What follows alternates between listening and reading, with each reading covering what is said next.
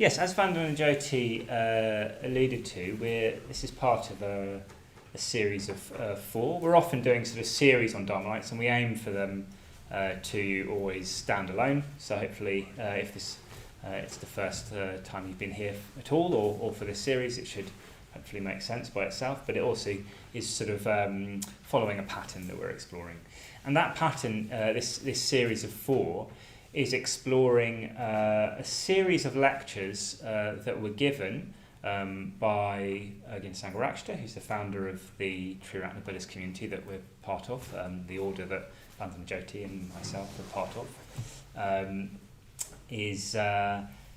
So he gave these lectures 50 years ago this year, and they were kind of a landmark. It was very early on in this particular Buddhist tradition.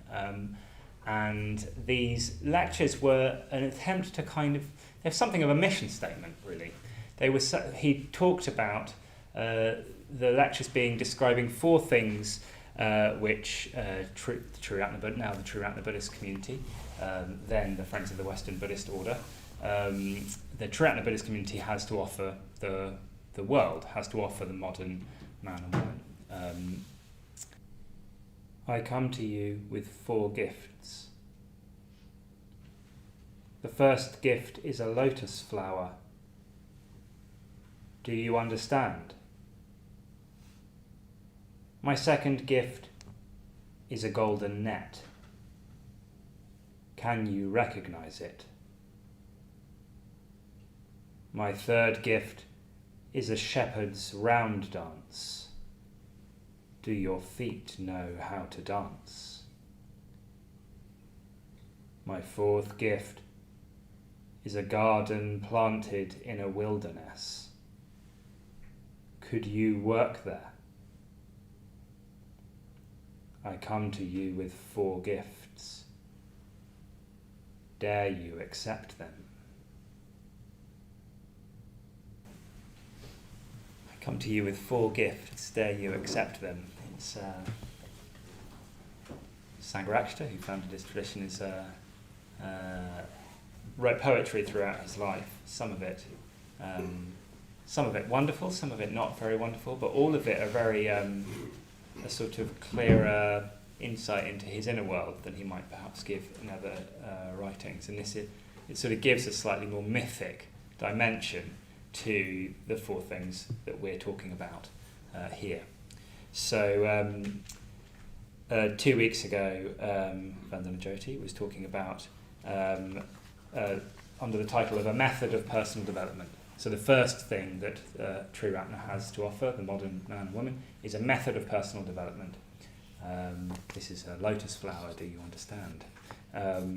So a method of personal development, a means to actually transform ourselves, and to transform our ability to sort of operate in the world, but also our whole ability to experience the world. And if we transform our ability to experience the world, we transform the world as we experience it.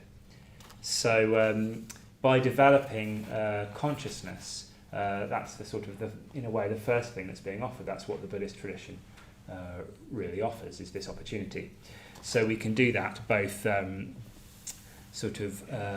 we can do that directly and indirectly. We can do it directly through meditation. So as we were doing then, we were doing the metta bhavana. You're using the mind, bringing this person to mind, notice what's going on in the heart area, wish them well, etc. You're using the mind to work on the mind, and thus developing and sort of transforming our experience with it.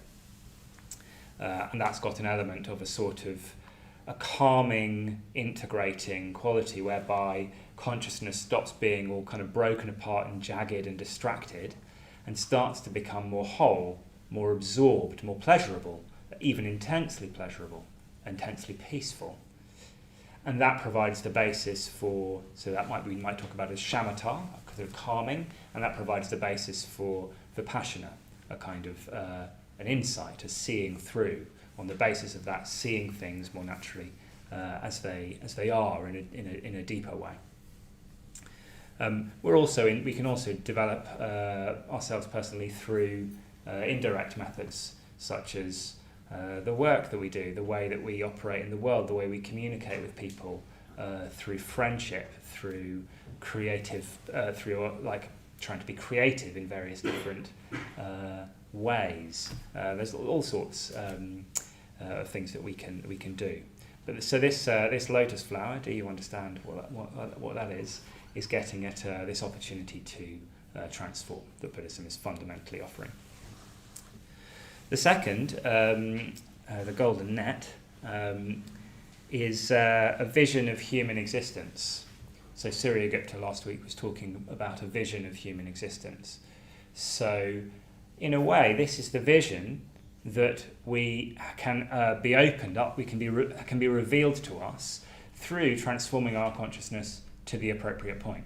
We can transform our consciousness to the point where, with a little steer, with a bit of guidance, with some pointing out from the Buddha ultimately, and all the teachers that sort of followed in his footsteps, ways of looking at the world, ways of seeing experience itself that reveal the true nature of experience itself to us. So it's not a theory, it's a direct seeing that communicates through concept so that we can go back to the direct seeing ourselves. We can sort of catch that, we can see more clearly.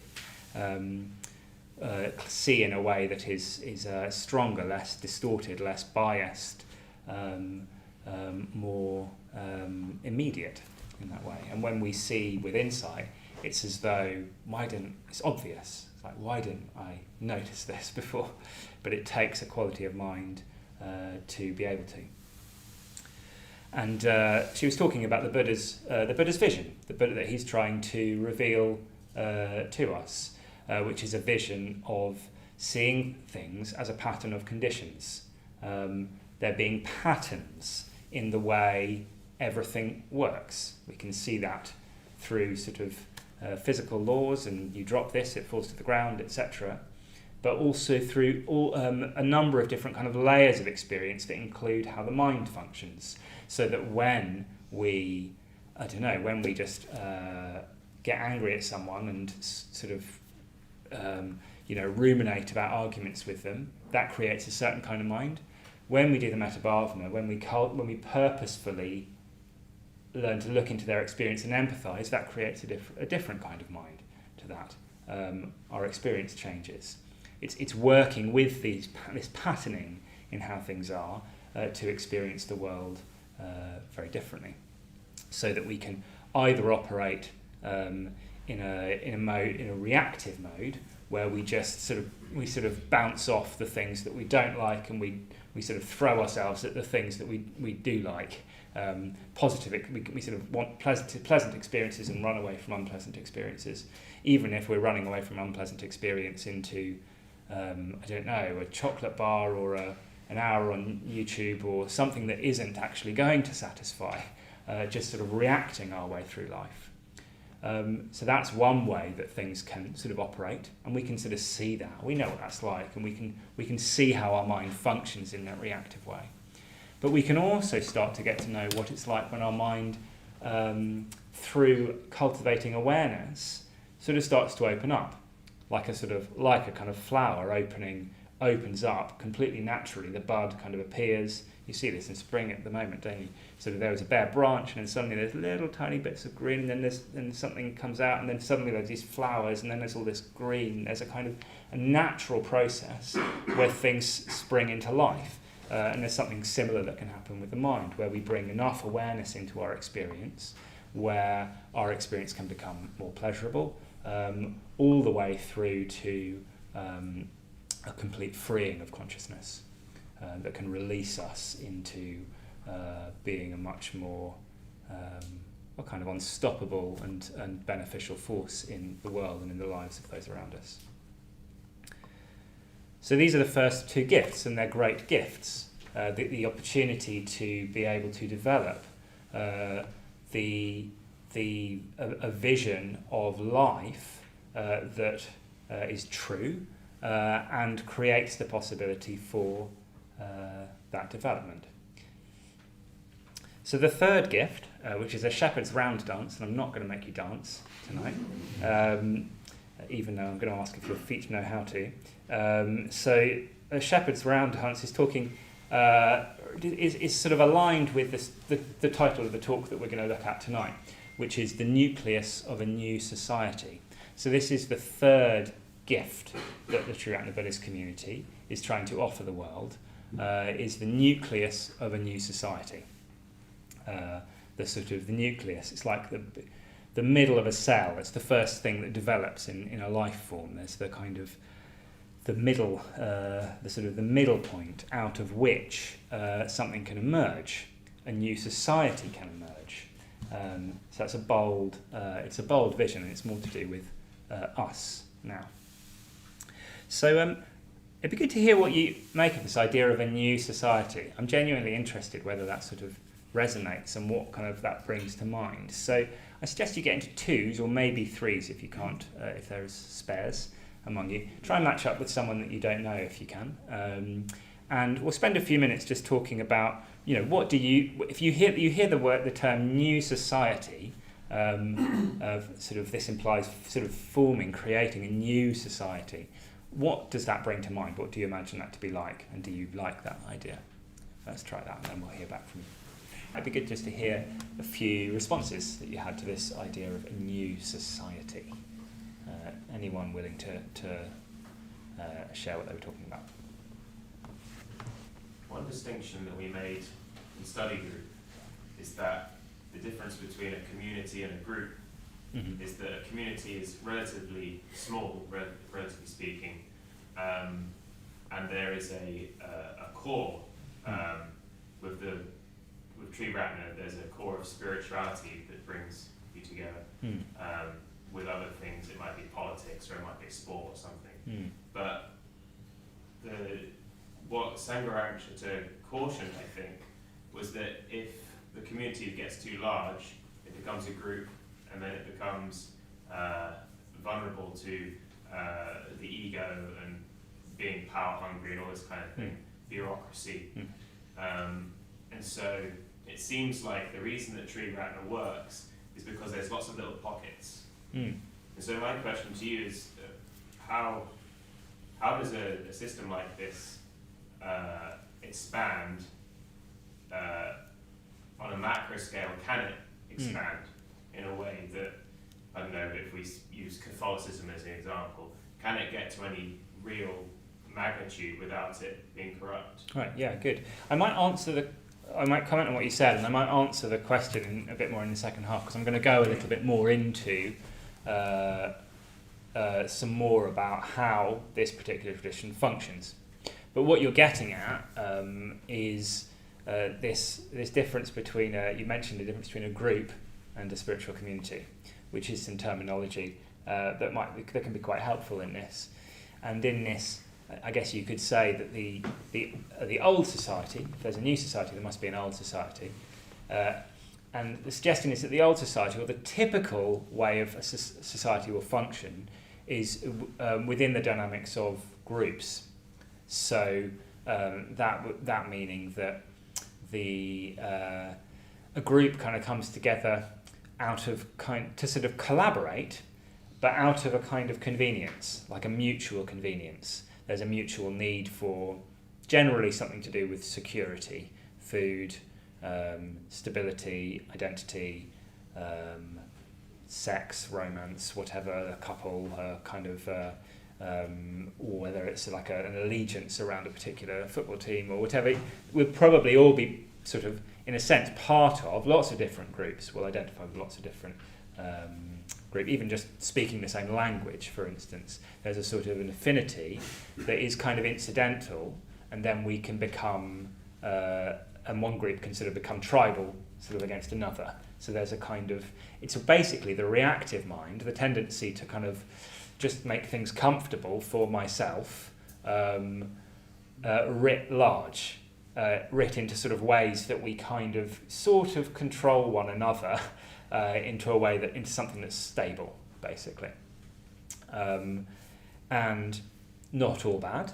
It's helpful that we can find ways to sort of structure ourselves socially and get along, but it's something that expects everyone to kind of toe the line within a particular way, and you'll probably find this whether it's a sort of, I don't know, a kind of political affinity that you have with others, or a family, or whatever. Everything's good as long as you're not sort of breaking the mould in a particular way. Even when the kind of the shared identity is we all break the mould, there are certain ways in which you don't break the mould. But that's going to block our ability to grow. If we're truly going to develop, that is going to take us outside of what we currently are.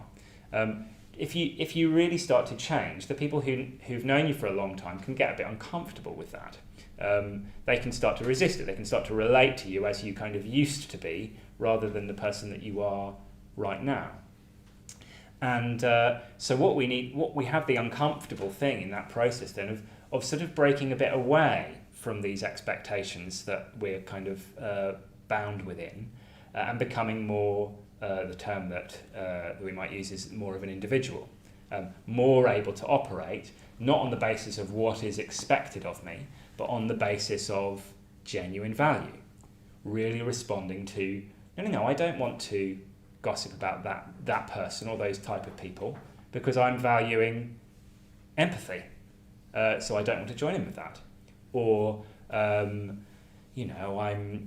all going to go and drink, because that's what we do every Friday, but actually I'm quite enjoying meditating. I'm starting to enjoy having awareness, not dulling it. Whatever it is, we might start to kind of break away to some extent and base our actions on what we're noticing is genuinely of benefit to us and other people, rather than what's expected of us. But we don't just want to be out on our own. There's a tendency, a natural and healthy tendency, for those who are becoming more individual in that way to gravitate towards one another and form, in a way, come together, but on a different basis to the group. So this might be the spiritual community. So it's coming together, as you were saying, Jack, on the basis of these shared values that you sort of magnetise towards one another. And the people who that is the case of might be very different to one another. They might have sort of emerged from all different types of kind of groups, and have all sorts of different perspectives and views of the world and so on. But there's a kind of resonance around around these shared values, and so it's not really a membership situation where you kind of have to toe a certain expected line, more a kind of genuine gravitational pull towards other people who are developing. So in a way, that difference is quite a good way of describing the difference between an old the old society in this model and a new society. So it's not a new political regime, it's not a new something like that. It's a kind of new mode of human interaction that is based on value rather than sort of collusion, basically. Anything else that came up? Yeah. I mean, we were also discussing that if this is actually going to happen, there would have to be something fundamentally changed in society, because at the moment it's sort of growing linearly or less than linearly. Mm-hmm.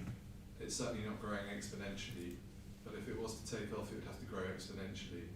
And for that to happen, I think the message would have to profoundly change. We would have to get much more sort of militant. That's not going to happen. But I think society would have to change just to hear the message. And that would be dependent on something big happening in society. And at the moment, obviously, that hasn't happened, but you could see it happening in the not too distant future. So there's a sort of, society isn't quite ready for this yet, but I can see it happening. Yeah, it's interesting, isn't it? So we talk about getting into the realm of social change, aren't we, already, by talking in this way? And what both of you are getting at, and it's the same question really as yours, I think, Jack, in terms of like scaling, and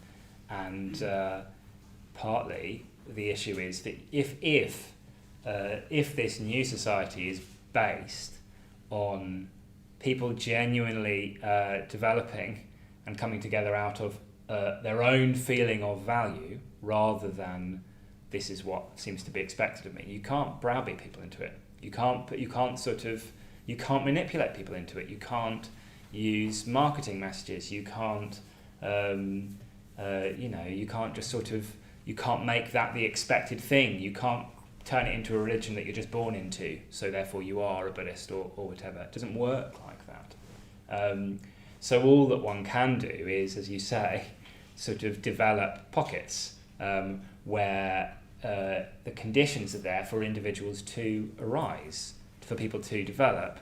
And then hopefully there's enough of those that has a perfuming influence. If you ever meet someone who's like, just genuinely very impressive, morally, sort of spiritually very impressive, you'll notice that they have a very big impact on the people around them, a sort of disproportionate impact on the people around them. And if there's enough of that going on, that will influence the society around it, especially if things change and that there's a stronger and stronger desire for that, as I think is happening as things get weirder and weirder, frankly.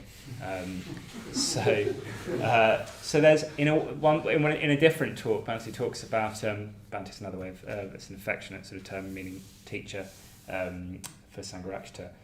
In another talk, he talks about becoming like earthworms, which I really like. It's like you just sort of burrow into the sort of earth underneath the city or whatever. And it's like, I don't know, actually I can't quite, I don't know, I can't remember it well enough to know why they're like earthworms, but I like it. I think it's like it's sort of undermining the foundations of something that is broken. There's a sort of, you're sort of changing the sort of foundations on which society is built. That is where a real lasting change comes from. You can have a Buddhist or a dictator that comes in and just tells everyone that they must be vegetarian and and it's not going to make change in that kind of way. There'll just be the reaction and counter-reaction to that, and we stay in that reactive mode. It needs something fundamentally different. So when we come back, we'll explore a little bit more about kind of how we got here, in a way. I want to talk a little bit about Sangharakshita and his story, and how this movement came into being, and the way in which it's trying to live out this particular myth that we've just been talking about. So yeah, let's have some tea, and then we'll come back and do that. So yes, as Akshay was saying, a special week of events next week, raising funds and kind of celebrating Guyaloka. It's quite well timed actually within our series. It's a complete fluke. But it'll sort of sit in between this week, which is I'm going to get on and talk about ordination and how that sits in relation to the this new society, basically. And it'll sit in between that and then the last week, which will kind of look more to the future and how that ripples out into the world around us. So it's quite sort of symbolically placed, and we'll have Maitreya Bandhu and Jana Varcha here next week talking about ordination, which would be great. Those two are really excellent teachers and good friends, and we'll have a lot to say on the topic. So back to what we've been looking at. So this third gift, a nucleus of a new society. So one distinction that we can make here is the fact that these first two gifts that we've been talking about are the sort of they're the gift. They're something that can be given. A method of personal development, a vision of human existence.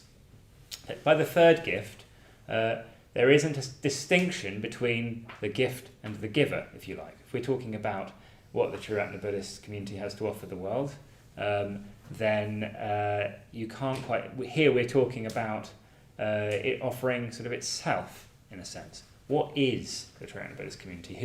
Who are we? Who are me and Vandana Jyoti and Akshay Pradeepa and those of us who've been ordained? Who are we? And what's the London Buddhist Centre? And like sort of what is it that we're doing? Because that in itself is offered as a gift.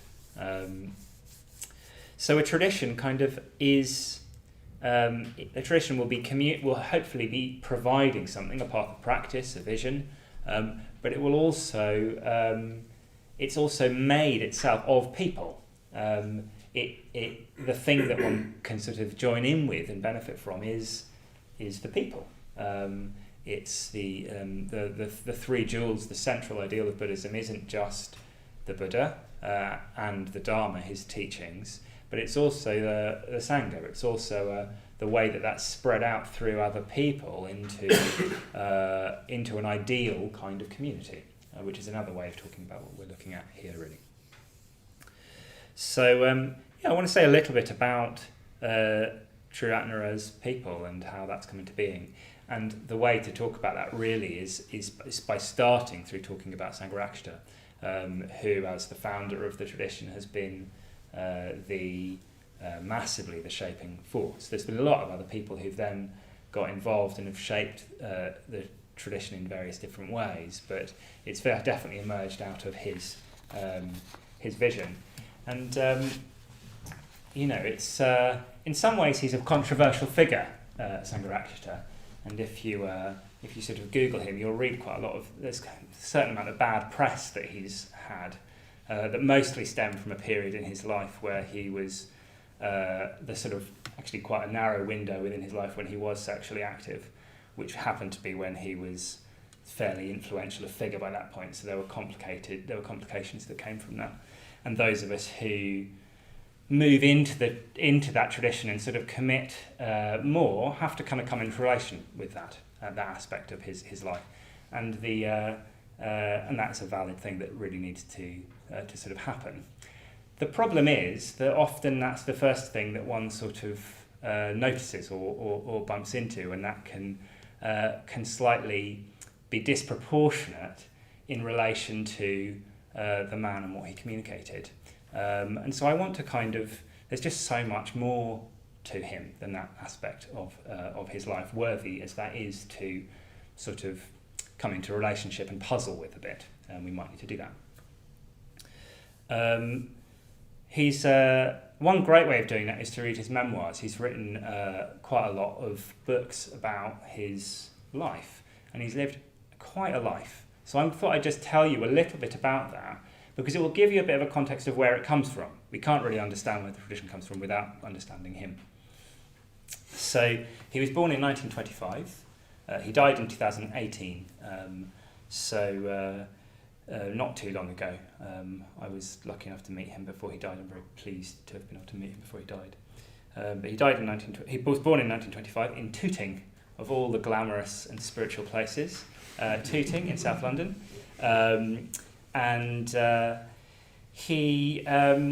One distinctive thing about his childhood was that he had a heart condition that for a few years, I think it was a couple of years, is that right? A couple of years he was confined, slightly less than that, but he was confined, he was bedbound basically. The doctor said if he was to get up and walk around, he'd risk sort of having a heart attack and dying. So he was kept doing very little. And within that, matching the fact that he was fiercely intelligent, he sort of really lived a life of the mind. So in that period, he just read and read and read and read. He devoured all the parts of the children's encyclopedia and went from there to sort of Milton and sort of philosophers and the world religions and so on, and had developed this voracious appetite for reading. Could read book after book in sort of very little time and seemingly sort of absorb it quite deeply.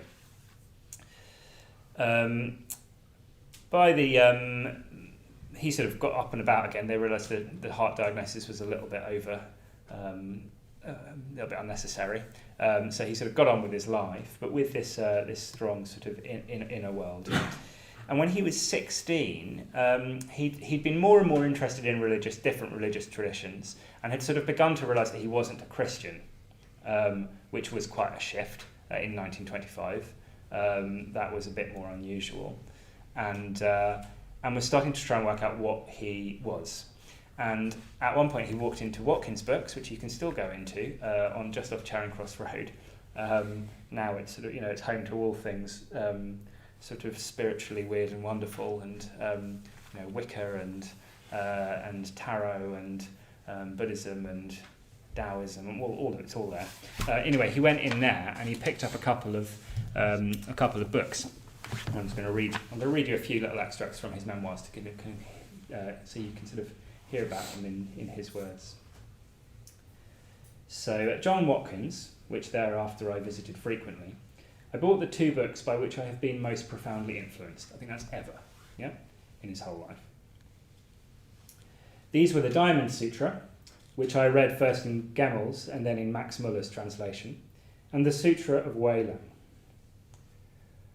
When I read the Diamond Sutra, I knew that I was a Buddhist. Though this book epitomizes a teaching of such rarefied sublimity that even arahants, saints who have attained nirvana, are said to become confused and afraid when they hear it for the first time, I at once joyfully embraced it with an unqualified acceptance and assent. To me, the Diamond Sutra was not new. I had known it and believed it, and realized it ages before, and the reading of the sutra, as it were, awoke me to the existence of something I had forgotten. Once I realized that I was a Buddhist, it seemed that I had always been one, that it was the most natural thing in the world to be, and that I had never been anything else. My experience of the Sutra of Wei Lan, which I read in the original Shanghai edition of Wang Mu Lam's translation, though taking place at a slightly lower level, was repeated with much greater frequency. Whenever I read the text, I would be thrown into a kind of ecstasy. Well, I've read the Diamond Sutra, it didn't have that effect on me. It's an extremely baffling text. He's 16 at this point, worth noting. And I think the way he describes it, I don't think he's making any particular claim about himself in that. What he's describing to me is the quality of a vision. It's a definite vision experience that he has that is sparked by reading those texts.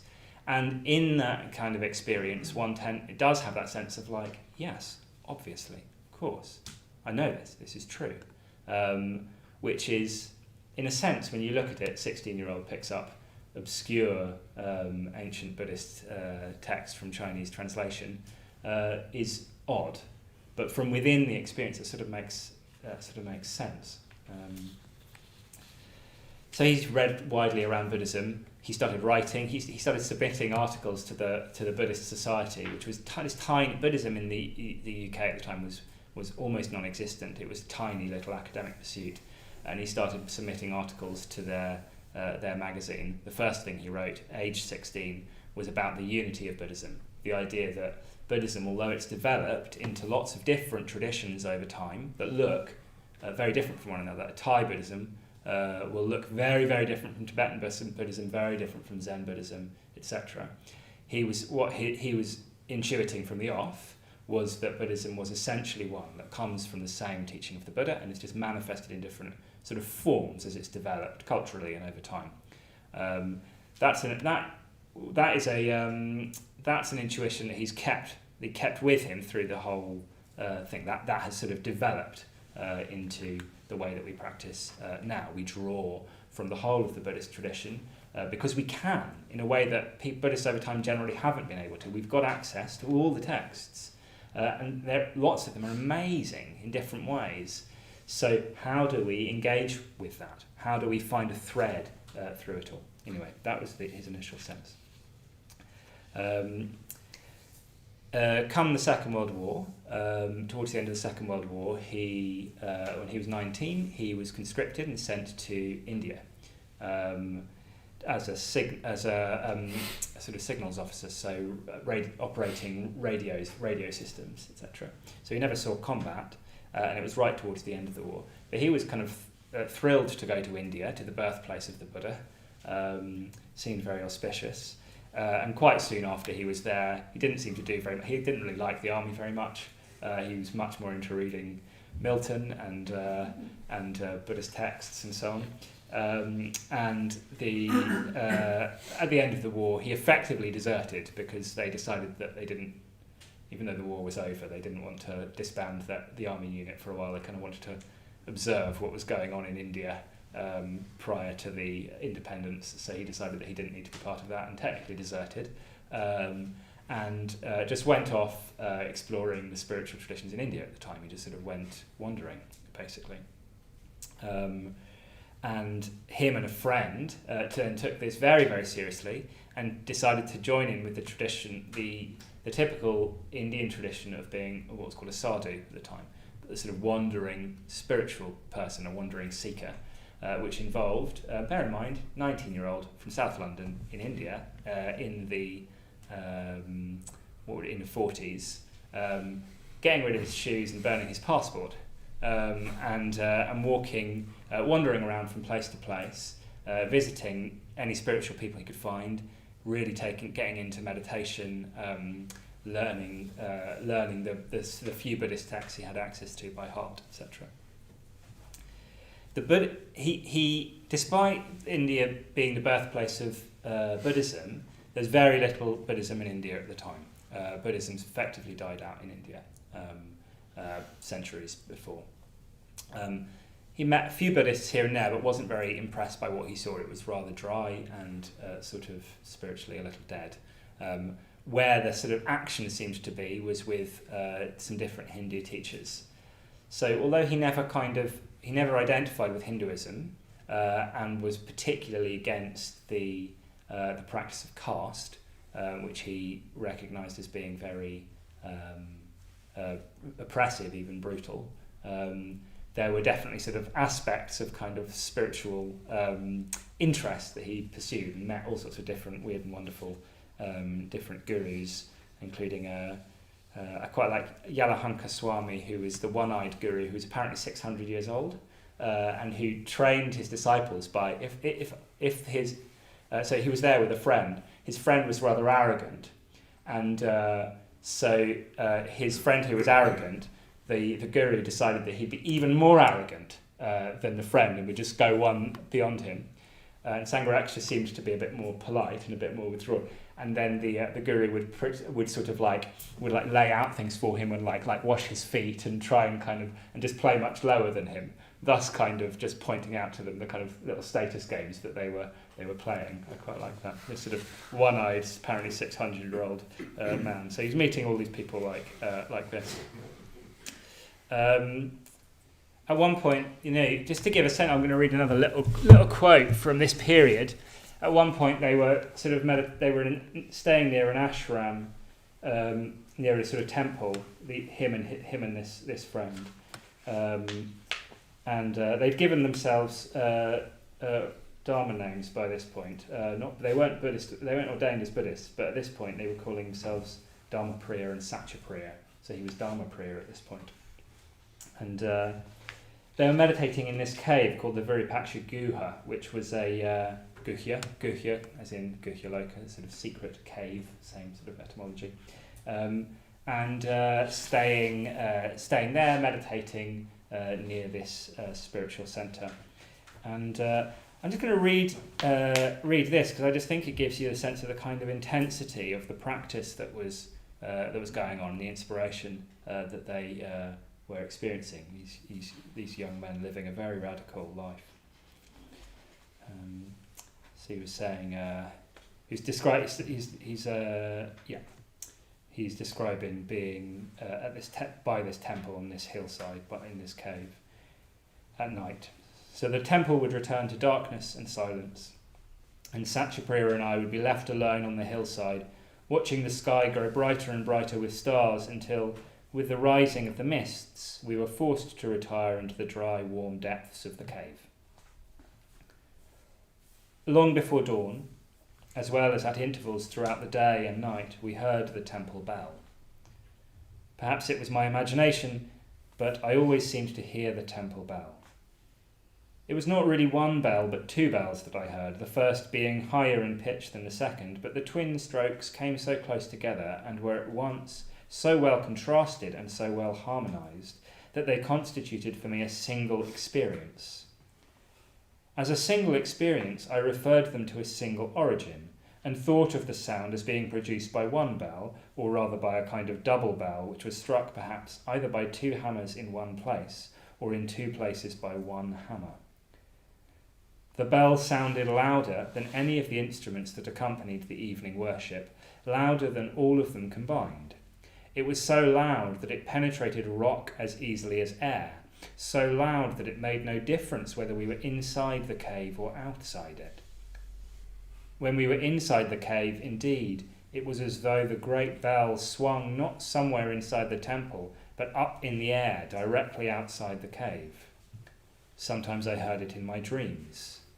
Hour after hour it seemed to toll, incessant and insistent, wave after wave of brazen sound breaking upon me like the repeated thunder of surf on the seashore. Sometimes it was as though the bell, swinging outside, was striking against the hill, and that the hill was the bell, and the bell itself the hammer that struck the bell.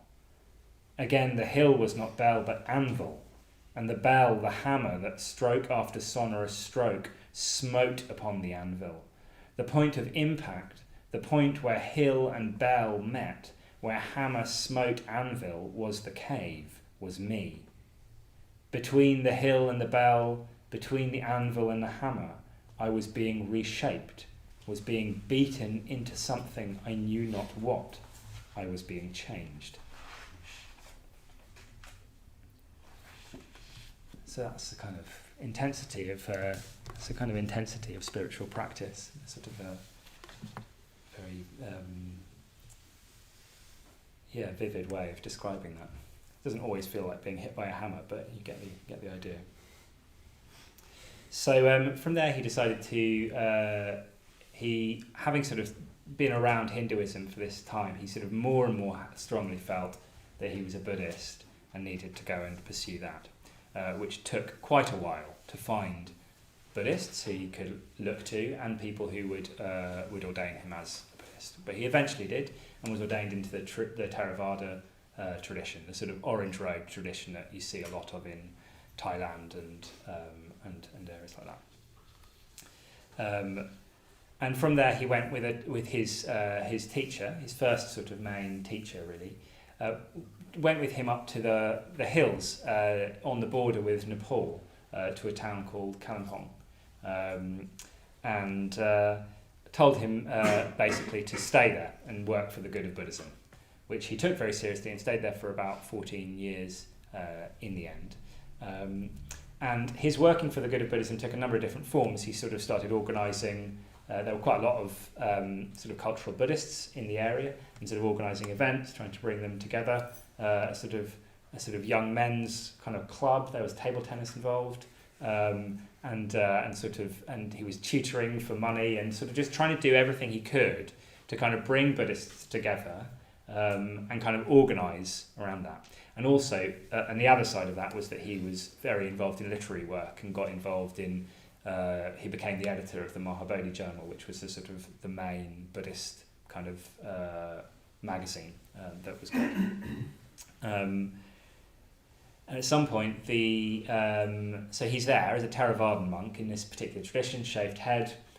He begged for alms for quite a long time, would go from door to door, was living in that way. And then at some point, after the Chinese invaded Tibet, a whole load of Tibetan lamas came through Kalimpong.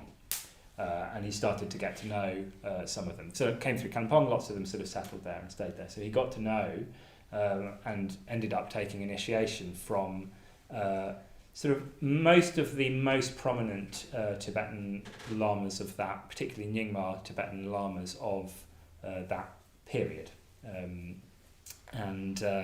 Which was unusual in a sense, but as a Theravadan monk.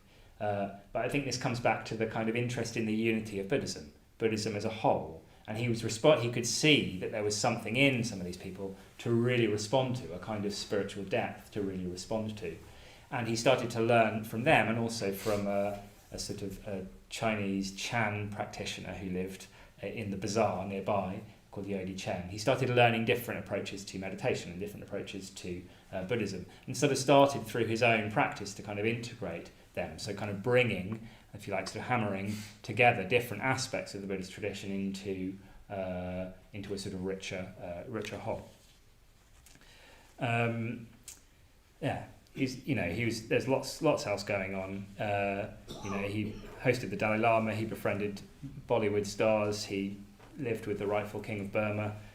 He was involved with the mass conversion, a sort of revival of Buddhism in India, the mass conversion of the ex-untouchable caste, sort of escaping Hinduism into Buddhism under the guidance of Dr. Ambedkar. So he was involved with that, and particularly after Ambedkar died, did a lot of teaching tours, teaching and leading the conversion of thousands of people into Buddhism. So he was quite actively involved in India by this point, by the mid-60s. And in the mid-60s, he was invited to come back to the UK to help to sort of bring together the warring factions of British Buddhism, which was, compared to everything he'd just been doing, a rather paltry task, a rather paltry and kind of grubby task. He sort of had, but he hadn't been back to England for 20 years. So he thought, I'll at least be able to see my mum and sister and sort of see what's going on in the country, and came back into a very, very different country in the 60s. His different teachers sort of encouraged him to do that.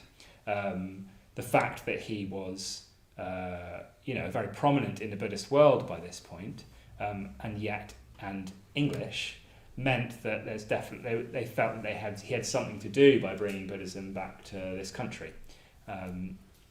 So in the end, he did, and what he saw. I'll just describe what the rather paltry affair that was that he sort of came into in his own words in a letter he wrote in hindsight.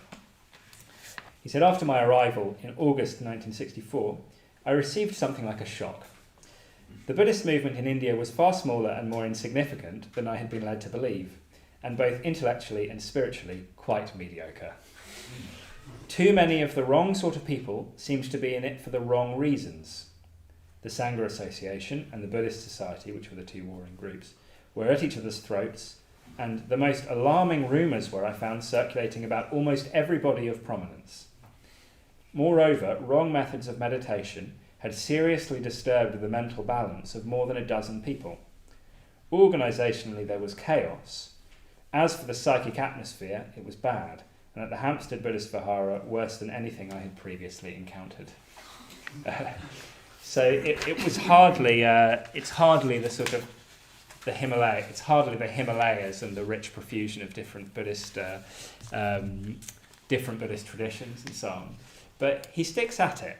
And he sort of works within these groups, and he goes and teaches sort of in people's living rooms and sort of little tiny academically interested little Buddhist groups, and increasingly grew quite frustrated at the kind of the academic way in which people, the sort of dry and academic way in which people were mostly engaging with Buddhism at the time.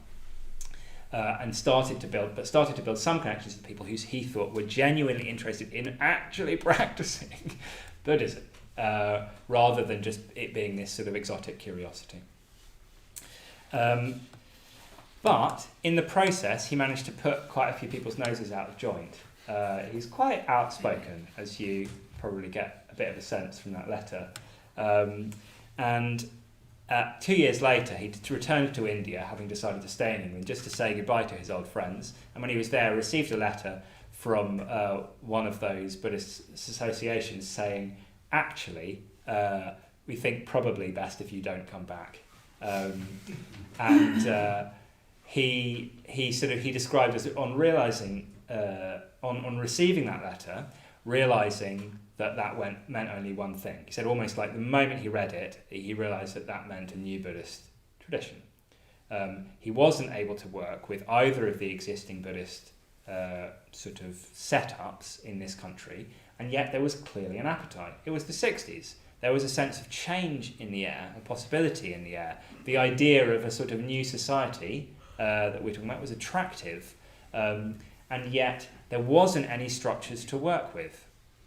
So what do? You come back into a country in which there's a sort of intellectually interested, sort of Zen-leaning discussion group, and a very dry and formalistic and sort of full of infighting Theravadan institution in a townhouse in Hampstead.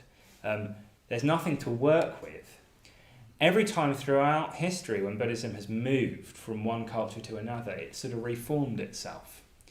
And yet, to start a new Buddhist tradition rather than just continuing a branch of an existing one was a radical thing to do, and at times a controversial thing to do. It's a bold statement. But what he was recognising was this fundamental thing of how do you actually help people engage to practice? And what you need to do is to take the fundamental principles of the Dharma, to take this method of personal development and this vision of human existence, if you like, and then bring it into a culture, find that way of expressing that within the language or within the existing culture so that it can actually work from within it and transform it. And the possibility of doing that seemed to sort of arise at that point. And so he came back, despite the threats that he would be even sort of get mildly sort of threatening messages saying that he might not be a good idea. Anyway, he came back. No one killed him, and he started running classes just off Monmouth Street, just off Seven Dials in central London, in the basement of a friend's kind of Japanese-themed sort of incense and knickknacks shop. Tiny little basement room, which they had a little shrine would run meditation classes in until somebody slept in it overnight and knocked over a candle and burnt it down. It was tiny, and he was just trying to communicate with the people that he met. And it actually stayed tiny for about, for most of 10 years, I think. Within that time, he founded an order.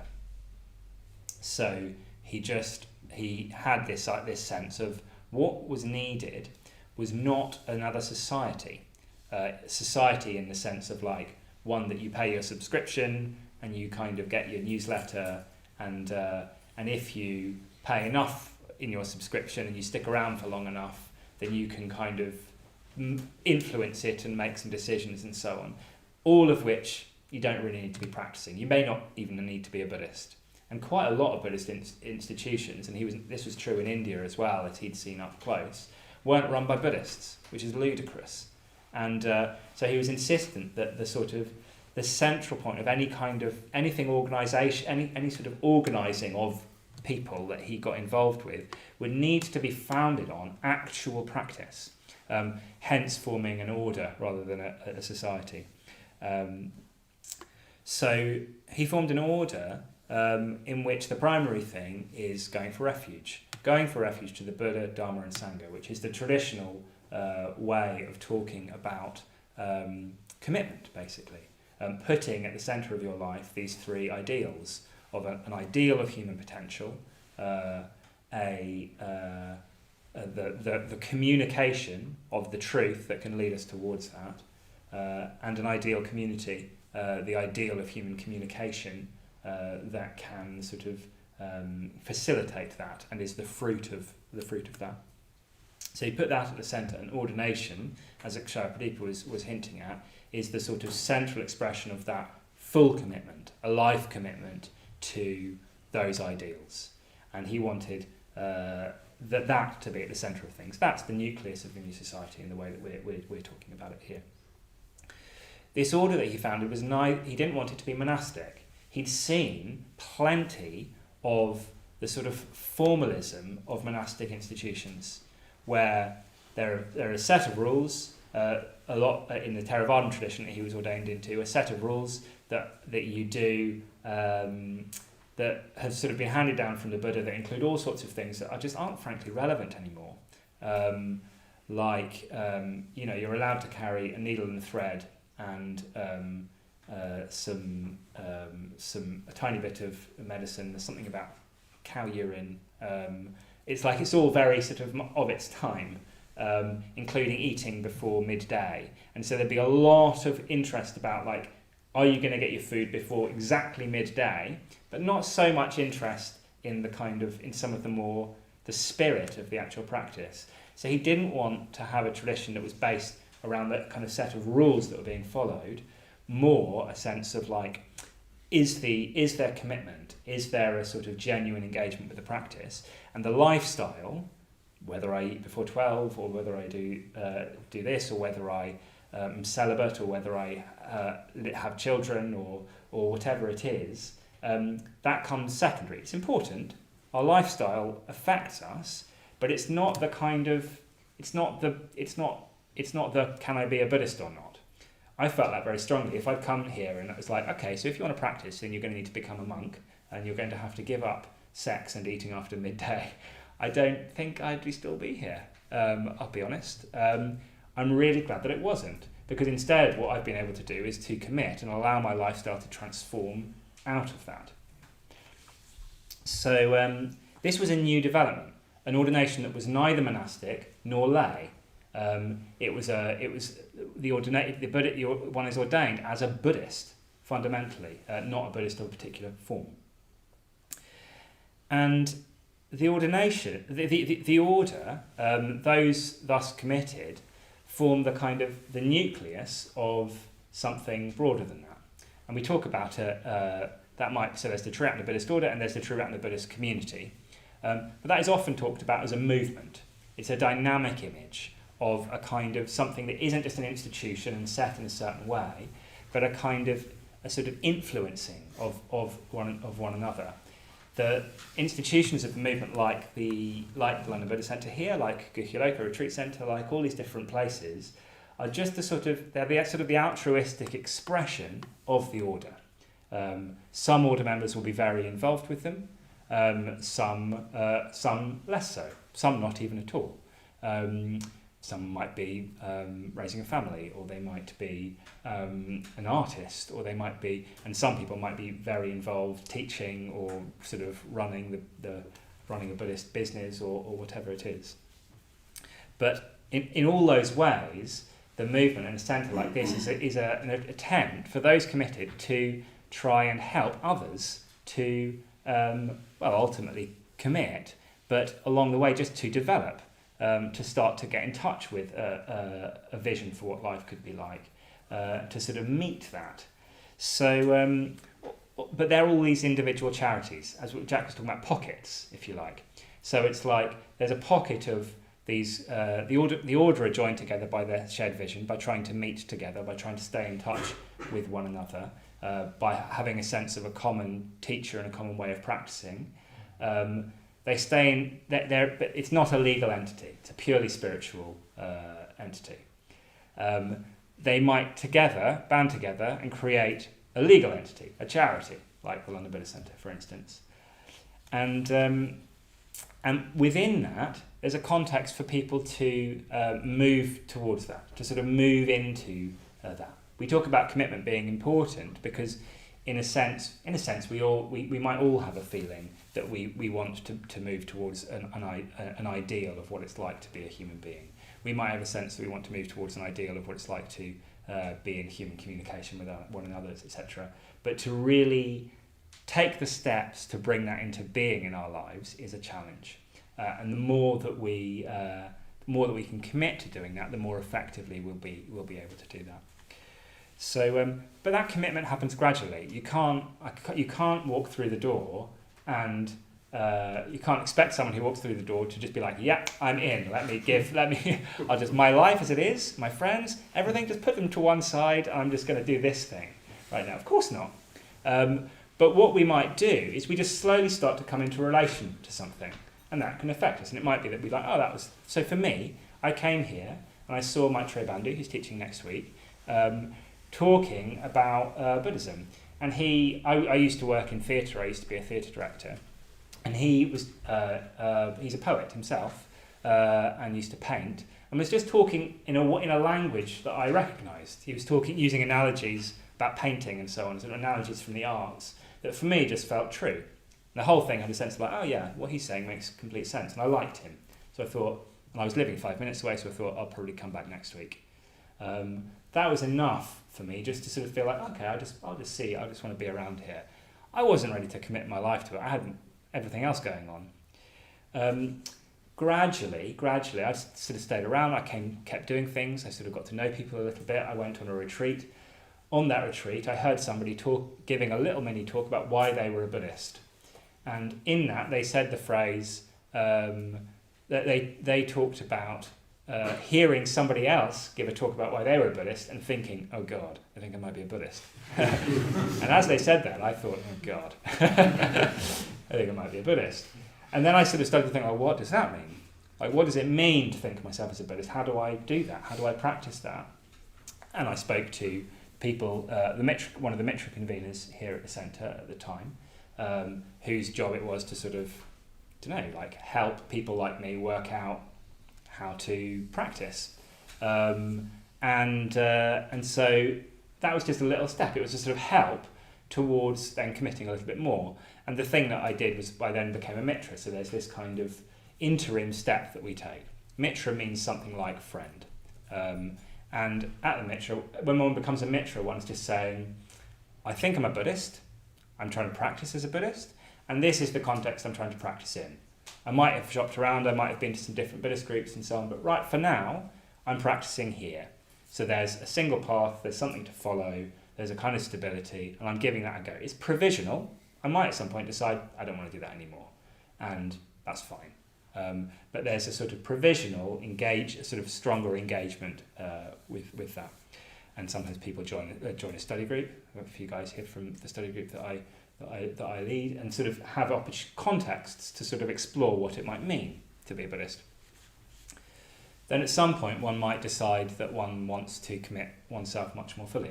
Again, as Akshay was helpfully